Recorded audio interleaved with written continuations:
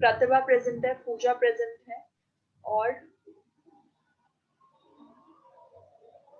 कौन प्रेजेंट है? हिबू प्रेजेंट है, हिबू प्रेजेंट है, देन रिंगू प्रेजेंट है। उसके अलावा 2 स्टूडेंट्स और हैं, न्योआम और हिकम। न्योम एंड हिकम प्रेजेंट है। ऑलराइट, ठीक है, चल कंटिन्यू करते हैं। We were on the rights of promoter, कि अगर आपका जो प्रमोटर है आपकी कंपनी के लिए इतना कुछ कर रहा है तो उसके भी कुछ राइट्स हैं। अब राइट्स ऑफ प्रमोटर की बात करें, if there is more than one promoter in a company, then the promoter can claim against the other promoter for the damages and compensation paid by him. अगर आपकी company की starting में एक से ज्यादा प्रमोटर हैं, तो एक प्रमोटर दूसरे प्रमोटर के अगेंस्ट क्लेम कर सकता है कि मुझे पैसे दीजिए आप, ठीक है। अब ऐसा कब होगा? फॉर एग्जाम्पल, मैं और प्रतिभा, हम 2 जने हैं, हम दोनों एक कंपनी के प्रमोटर्स बने हैं। अब मैं आगे कंटिन्यू नहीं करना चाहती हूँ ऑर्गेनाइजेशन के साथ, but Pratibha as a member article of association पे साइन करती है, ठीक है।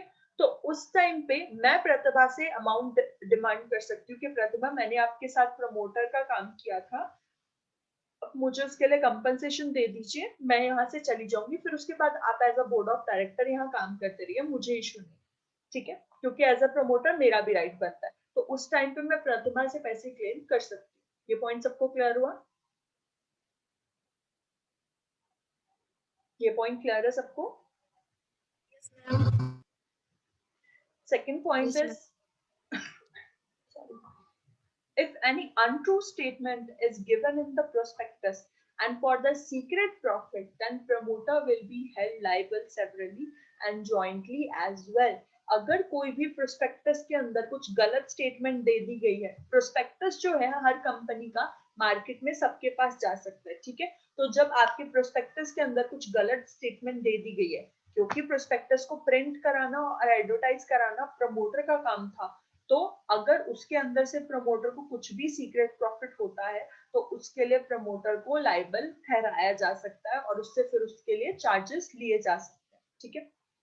Next is, the promoter has right to get paid for all the legitimate expenses he has incurred in the process of formation of company.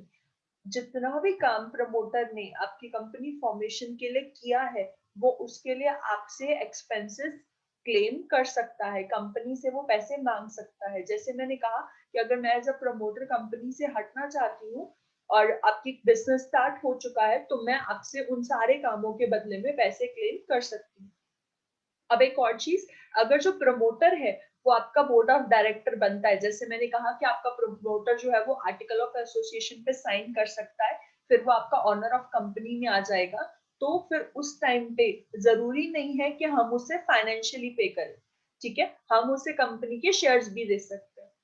बहुत सारे तरीके होते हैं, ये डिपेंड करता है कि प्रमोटर किस तरीके से अपने पैसे लेना चाहता है, शेयर्स लेना चाहता है कंपनी के, या फिर वो उस टाइम पे अपने पैसे ही लेना चाहता है, मनी फॉर्म में लेना चाहता है, बॉन्ड्स लेना चाहता है, डिबेंचर्स लेना चाहता है। ये सब प्रमोटर की अपनी मर्जी होगी कि वो किस तरीके से कंपनी से पैसे लेना चाहता है, ठीक है। Fourth point is, a promoter has no right against the company for his remuneration unless there is a contract on the effect. अब एक प्रमोटर तब तक कंपनी से पैसे क्लेम नहीं कर सकता जब तक कि कंपनी और प्रमोटर के बीच में ये कॉन्ट्रैक्ट नहीं हुआ था कि उससे रेम्यूनरेशन पे किया जाएगा, यानी सैलरी पे की जाएगी। अगर ये कॉन्ट्रैक्ट कंपनी और प्रमोटर के बीच में पहले साइन हो रखा है, तभी प्रमोटर को पैसे मिलेंगे, अदरवाइज नहीं मिलेंगे। क्लियर है सारे पॉइंट्स? ये पॉइंट्स क्लियर है सबको? Yes ma'am. Next is duties of promoter, कि आपके प्रमोटर की ड्यूटीज क्या क्या होती है। It is the duty of promoter to disclose all the secret profit made by him. अगर प्रमोटर को कोई भी प्रॉफिट हुआ है सीक्रेटली, तो उसके बारे में सबको बताना, जितने भी कंपनी के मेंबर्स हैं उनको इन्फॉर्म करना, ये प्रमोटर की ड्यूटी होती है। Second, it is the duty of promoter to disclose all the relevant material facts. Company के बारे में जितनी जरूरी जानकारी है वो कंपनी के बाकी मेंबर्स को बताना भी प्रमोटर की जिम्मेदारी होती है। It is the duty of promoter to make good to the company what he has obtained as a trustee। and not what he can get at any time. Trustee होने के नाते कंपनी का trustee बन जाना is a different thing. जब एक promoter company का trustee बन जाता है, आर्टिकल ऑफ एसोसिएशन साइन कर देता है, तो उस टाइम पे ये प्रमोटर की ड्यूटी है कि वो कंपनी के बारे में जितना हो सके उतना अच्छा काम करे, और जो आपकी कंपनी के लिए अच्छा है वही काम करे. कुछ भी ऐसा ना करे जो कि प्रमोटर के लिए फायदेमंद है बट कंपनी के लिए फायदेमंद नहीं. ठीक है. Last, it is the duty of promoter to stand in relation to the future allottee for the share. आपकी ये प्रमोटर की ड्यूटी होती है कि जितने भी शेयर होल्डर्स हैं उनके हक में खड़ा रहे. ठीक है.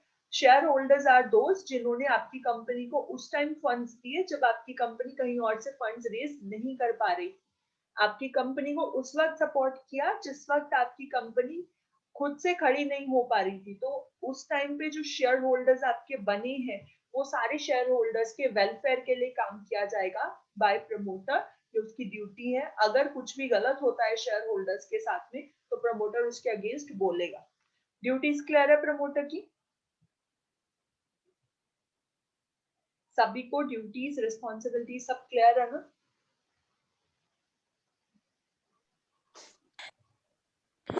मैम रिस्पॉन्सिबिलिटी का फिर से रिपीट कर दीजिए ना. ड्यूटीज वाला फैक्टर या उससे ऊपर वाला? क्लियर है.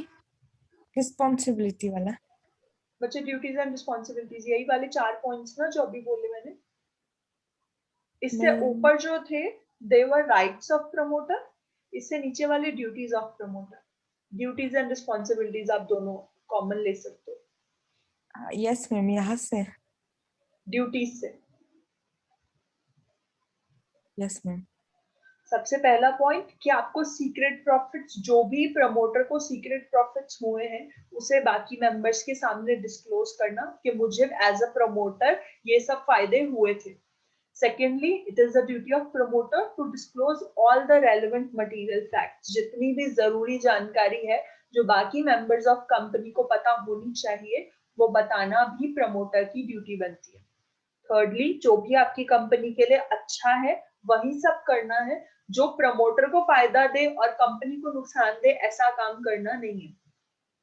The promoter has to disclose all the private arrangements which give him profit by promoting the companies.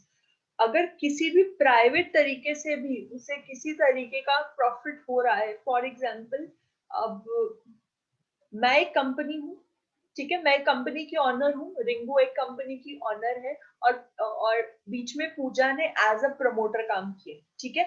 मैं एज अ फ्रेंड रिंगू की कंपनी को हेल्प करना चाहती थी बट रिंगू ने मुझसे डायरेक्ट हेल्प लेने से मना कर दिया. तो मैंने पूजा को सीक्रेट प्रॉफिट्स दिए कि आप जाइए और रिंगू को हेल्प कीजिए as a promoter.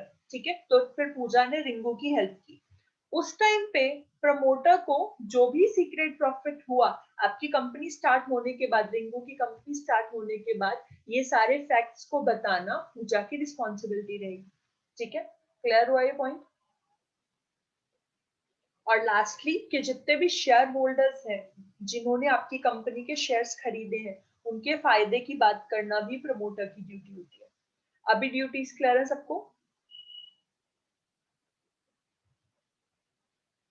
Yes ma'am. ठीक है. अब बात करते हैं, हमने इससे ऊपर जो डेफिनेशन पढ़ी थी प्रमोटर की वो ऑथर्स के थ्रू थी. अब जो आपके सामने डेफिनेशन है दैट इज कंपनीज एक्ट की डेफिनेशन है. सेक्शन 2 सबसेक्शन 69 के अंदर डिफाइन किया गया है प्रमोटर को. A person who has been named as such in a prospectus or is identified by the company in annual return in section 92, or a person who has controlled over the affairs of company directly or indirectly, whereas a shareholder, directors or otherwise. A person who is in agreement with advice, direction or instructions to the board of director of company. उस person को आप promoter बोल सकते हो. यहाँ पे इन्होंने 3 cases define किए. पहला, वो पर्सन जिसका नाम आपके प्रोस्पेक्टस में एज अ प्रमोटर लिखा गया है वो पर्सन आपकी कंपनी का प्रमोटर होगा. सेकेंडली, वो पर्सन जो आपकी कंपनी के अफेयर्स को कंट्रोल कर रहा है चाहे डायरेक्टली चाहे indirectly, he is a promoter. Thirdly, वो पर्सन जो आपकी कंपनी को एडवाइस दे रहा है, डायरेक्ट कर रहा है और आपके बोर्ड ऑफ डायरेक्टर्स को इंस्ट्रक्शंस दे रहा है, वो भी आपका प्रमोटर कहलाएगा। क्लियर है ये सबको? 3 पॉइंट्स आए इसके अंदर। पहला, वो पर्सन जिसका नाम प्रोस्पेक्टस में आया है, ठीक है। दूसरा, वो पर्सन जो आपके अफेयर्स को डायरेक्टली या इनडायरेक्टली कंट्रोल कर रहा है। थर्ड थिंग, जो आपके बोर्ड ऑफ डायरेक्टर्स को एडवाइस, इंस्ट्रक्शंस और डायरेक्शंस दे रहा है, वो पर्सन आपका प्रमोटर कहलाएगा अकॉर्डिंग टू कंपनीज एक्ट 2013। ये सबको क्लियर है? मैम। अब बात आती है what is the legal position of promoter. एक कंपनी के अंदर आपके प्रमोटर की लीगल पोजीशन क्या है? A promoter has a fiduciary relationship with the company which is based on the trust and confidence. आपके प्रमोटर का कंपनी के साथ जो रिलेशनशिप है वो ट्रस्ट का रिलेशनशिप है। कंपनी ने प्रमोटर के ऊपर प्रॉपर ट्रस्ट और कॉन्फिडेंस दिखाया है और उसे अपने अफेयर्स को कंट्रोल करने के राइट्स दिए हैं, ठीक है। तो यहाँ पर ये फिड्यूशरी रिलेशनशिप है। Therefore, a promoter is obliged to disclose all the relevant facts and any secret profit which is made by him in relation with the formation of company. उसके साथ ट्रस्ट एंड कॉन्फिडेंस का relationship होने की वजह से promoter को ये promoter के ऊपर ऑब्लिगेशन है कि उसे सारी इंफॉर्मेशन बाकी मेंबर्स को देनी।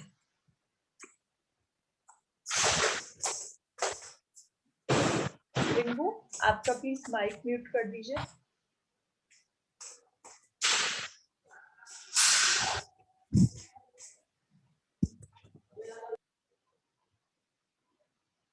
ओके, नाउ अब बात आती है steps to incorporation of company. आपकी कंपनी को स्टार्ट करने के लिए क्या क्या स्टेप्स इन्वॉल्व होते हैं। अब इनकॉर्पोरेशन का मतलब होता है टू स्टार्ट अ कंपनी, ठीक है। Okay, a group of 7 or more members can come together so as to form a public company, whereas only 2 are needed to form a private company. जैसे कि हमने पहले पढ़ा कि एक कंपनी को स्टार्ट करने के लिए अगर वो कंपनी पब्लिक कंपनी है तो 7 से ज्यादा लोगों की जरूरत होती है, 7 या 7 से ज्यादा। और अगर आपकी प्राइवेट कंपनी है तो कम से कम 2 लोग वहां पे होने चाहिए टू इनकॉर्पोरेट अ कंपनी, ठीक है। सबसे पहला स्टेप होता है ascertaining availability of name. जब भी आप एक कंपनी स्टार्ट करने जा रहे हैं तो सबसे पहला पॉइंट आता है टू सिलेक्ट अ नेम। अब ये जब नाम की बात आती है तो नाम में भी बहुत सारे क्वेश्चंस होते हैं क्योंकि बहुत सारी कंपनीज हैं पूरे ऑल ओवर इंडिया। आपका जो कंपनी का नाम है वो दूसरी किसी कंपनी के साथ सिमिलर नहीं होना चाहिए। बहुत सारे रूल्स होते हैं regarding the name of the company कि जब भी आप एक नाम डिसाइड कर रहे हैं तो ऐसा नाम होना चाहिए जो ना तो आपकी किसी कंट्री से रिलेटेड हो, ना किसी और कंपनी से रिलेटेड हो और ना किसी एग्जिस्टिंग फर्म से रिलेटेड हो, ठीक है। ना ही किसी और के नाम के साथ मिसमैच हो रहा होना चाहिए, ठीक है। तो सबसे पहले आप अवेलेबिलिटी ऑफ नेम चेक करेंगे और उसके बाद आपका जो नाम है उसके अंदर कंडीशन ये हमने पहले भी पढ़ी है कि अगर आप एक प्राइवेट कंपनी चला रहे हैं तो आपके नाम के पीछे पीवीटी लिमिटेड लगेगा और अगर आप एक पब्लिक कंपनी चला रहे हैं तो आपके नाम के पीछे लिमिटेड वर्ड यूज होगा। This is compulsory for every company. First step सबको क्लियर है?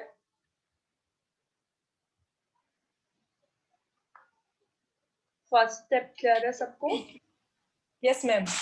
ओके, अब इसके अंदर कुछ एडिशन है to check whether the chosen name is available for adoption और नॉट। अब ये प्रमोटर की रिस्पॉन्सिबिलिटी होती है कि जो नाम प्रमोटर ने चूज किया कंपनी के लिए वो अवेलेबल है या नहीं एडॉप्शन के लिए। इसके लिए आपको क्या करना होता है, promoter have to write an application to registrar of company of the state. आपको जिस जिस जगह आपने खुद को रजिस्टर कराना है आपको उस रजिस्ट्रार ऑफिस के अंदर एप्लीकेशन देनी पड़ेगी एंड 500 रुपीज का फीस पे करना पड़ता है। The registrar then allows the company to adopt the name. अगर वो नाम अवेलेबल होगा तो जो रजिस्ट्रार होगा आपकी कंपनी का वो आपको लीगल डॉक्यूमेंट्स के साथ में वो नाम अलॉट कर देगा, ठीक है। फॉर एग्जाम्पल हम एक कंपनी स्टार्ट करना चाहते हैं, कोई भी एक नाम सजेस्ट करिए, कोई भी एक पर्सन नाम सजेस्ट कर दीजिए। हम साथ साथ सारे स्टेप्स को प्रैक्टिकली समझेंगे। कोई भी एक नाम सजेस्ट कर दीजिए कंपनी का। हमने प्राइवेट कंपनी स्टार्ट करनी है तो कोई नाम सजेस्ट करो, कोई भी, जल्दी जल्दी, इतना टाइम नहीं है। मैम सुनाई नहीं दिया है। मैं पूछ रही हूँ, कोई भी एक कंपनी का नाम सजेस्ट कीजिए, हम यहाँ पर प्रैक्टिकली एग्जांपल करके देखेंगे।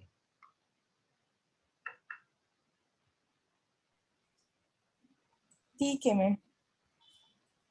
सजेस्ट करो, ठीक है। Ma'am Ringu private limited company. चलो ठीक है, रिंगू प्राइवेट लिमिटेड कंपनी हम नाम स्टार्ट करते हैं। और आप इसको किस एरिया में रजिस्टर कराना चाहते हो, मतलब किस पर्टिकुलर एरिया में आप इस कंपनी को ओपन करना चाहते हो? अरुणाचल। ओके, तो आप अरुणाचल के रजिस्ट्रार ऑफिस में जाएंगे, वहां पर जाकर आपको अपने इस नाम को रजिस्टर कराना पड़ेगा। For that you will give a application and with 500 rupees पे, जो फीस होगा एप्लीकेशन का। फिर उसके बाद आपका जो अरुणाचल का रजिस्ट्रार ऑफिसर होगा, he will give you all the legal documents. अगर वो नाम अवेलेबल होगा तो वो आपको सारे लीगल डॉक्यूमेंट्स के साथ वो नाम अलॉट कर देगा। अब चलते हैं सेकंड स्टेप के ऊपर। इसके बाद क्या होगा? Second step is preparation of memorandum of association and article of association। जब आपने नाम सिलेक्ट कर लिया कि हमें अपनी कंपनी का नाम ये रखना है, रिंकू प्राइवेट लिमिटेड रखना है, तो फिर उसके बाद आप एमओए तैयार करोगे एंड एओए तैयार करोगे। Memorandum of association of a company can be referred to as its constitution और अ रूल बुक। जो आपकी एमओए होती है वो आपकी रूल बुक होती है, ठीक है।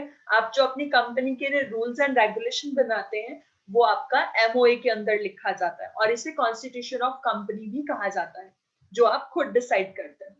The memorandum states the field in which the company will do the business। Memorandum के अंदर ये लिखा होता है कि आपकी कंपनी किस पर्टिकुलर फील्ड में अपना बिजनेस स्टार्ट करने वाली है। फॉर एग्जांपल आप चॉकलेट मैन्युफैक्चरिंग कर रहे हो तो आपका मेमोरेंडम ऑफ एसोसिएशन में ये लिखा होगा कि ये जो कंपनी है वो चॉकलेट मैन्युफैक्चरिंग कंपनी है। और उसके बाद फिर इसका ऑब्जेक्टिव लिखा होगा कि आपकी कंपनी क्यों बनाई गई है, टू अर्न प्रॉफिट, कितना अर्न प्रॉफिट करना चाहते हो, वो सब चीजें मेंशन होंगी। As well as type of business, कि आपकी प्राइवेट लिमिटेड है या पब्लिक लिमिटेड है। उसके अलावा आपका इसके अंदर 5 क्लॉज आते हैं। मेमोरेंडम ऑफ एसोसिएशन में ये 5 चीजें लिखी जाती हैं। First is name clause. आप सबसे पहले एमओए के अंदर नाम लिखोगे कंपनी का। Second, registrar office clause, sorry. आपका जो सेकंड क्लॉज है, इट डिफाइंस कि आपकी कंपनी किस पर्टिकुलर रजिस्ट्रार ऑफिस में रजिस्टर्ड है। थर्ड, और उसके अंदर फिर आपका रजिस्ट्रेशन नंबर भी लिखा जाएगा। थर्ड इज ऑब्जेक्टिव क्लॉज, जिसके अंदर आप डिफाइन करते हो कि आपकी कंपनी को स्टार्ट करने का आपका मेन मोटिव क्या है। Third is liability clause. इसके अंदर उन सब लोगों के नाम आते हैं जो कि आपकी कंपनी को स्टार्ट करने के लिए लायबल है। आप मतलब जैसे हमने कहा था कि अगर पब्लिक कंपनी होगी तो 7 लोग साइन करेंगे, तो वो लायबिलिटी क्लॉज के अंदर उनके बारे में पूरी जानकारी होती है। सारे मेंबर्स के नाम, सारे मेंबर्स के फोन नंबर्स, सारे मेंबर्स के एड्रेस एंड जो भी इंपॉर्टेंट चीजें उनके बारे में होंगी वो सब लिखे जाएंगी विद देयर सिग्नेचर। और lastly capital clause. Capital clause includes कि आपके कितने अमाउंट से आपने अपना बिजनेस स्टार्ट किया। फॉर एग्जांपल 1 करोड़ से आपने बिजनेस स्टार्ट किया तो आपके कैपिटल क्लॉज में जो अमाउंट लिखा जाएगा that will be 1 crore. Clear है सबको? मेमोरेंडम ऑफ एसोसिएशन क्लियर है सबको? Yes ma'am. किसी को इसमें डाउट हो? फिर आर्टिकल ऑफ एसोसिएशन पढ़ना। No ma'am.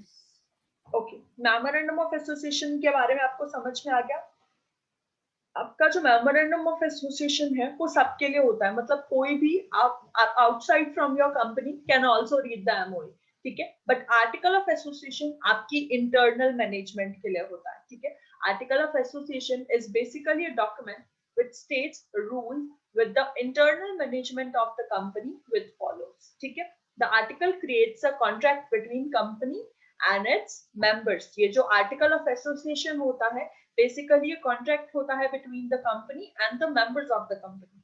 The article mentions the rights, duties and liabilities of the member। इस article के अंदर सारी जिम्मेदारियां, सारे हक, हर चीज प्रॉपरली डिफाइन की जाती है कि इस पर्टिकुलर पर्सन को इतनी सैलरी दी जा रही है, इस पर्टिकुलर पर्सन से हमने इतने पैसे लोन लिया है, हर चीज इसके अंदर मेंशन होगी। क्लियर है? थर्डली, हमारा थर्ड स्टेप होगा printing, signing and stamping the MOA, AOA। जब आपने ये दोनों प्रिपेयर कर लिए, MOA बना लिया, AOA बना लिया, तो उसके बाद फिर आप उसे प्रिंट कराते हो, सारे मेंबर्स के सिग्नेचर होते हैं, रजिस्ट्रार ऑफिस से फिर आप उसके ऊपर स्टैंप लगाते हो, और जिस दिन आपको ये स्टैंप लगने के बाद मिल जाता है, आप अपनी बिजनेस को स्टार्ट कर सकते हैं उस दिन से। ठीक है? Fourth is power of attorney. Obviously आपके मेंबर्स ये चीज डिफाइन करते हैं कि इस कंपनी की पावर ऑफ अटॉर्नी किसके पास रहेगी। ठीक है, कौन होगा इस कंपनी का मेंबर, वो सब इकट्ठे मिलकर डिसीजन लेते हैं। Fifth step, other documents file किए जाते हैं, जिसके अंदर आपके डायरेक्टर्स के बारे में जानकारी होती है, रजिस्ट्रार ऑफिस का एड्रेस होता है, डायरेक्टर्स की रिस्पॉन्सिबिलिटीज एंड ड्यूटीज लिखी जाती है। और सिक्स स्टेप होता है आपका स्टैट्यूटरी डिक्लेरेशन फॉर्म। ये आपका इलेक्ट्रॉनिक फॉर्म नंबर 1 फिल किया जाता है। The declaration furthermost state that all the requirements of Companies Act and rules are done। ठीक है, जितने भी आपकी कंपनी के लिए रूल्स बनाए गए थे, जो भी आपके कंपनी लॉ में लिखा गया है, उन सब चीजों को अच्छे से फॉलो किया गया है। इस चीज का डेक्लेरेशन फॉर्म होता है आपका फॉर्म नंबर 1। ठीक है। Then seventh step is payment of registration fees। जब आप ये सब चीजें करते हो तो आप आपकी रजिस्ट्रेशन फीस जितनी भी होती है, आप अपने रजिस्ट्रेशन ऑफिस के अंदर पे करके आते हो। और लास्टली आपको पूरे कंप्लीट डॉक्यूमेंट्स आपकी कंपनी के मिल जाते हैं। ठीक है, आज हम लोगों ने कंप्लीट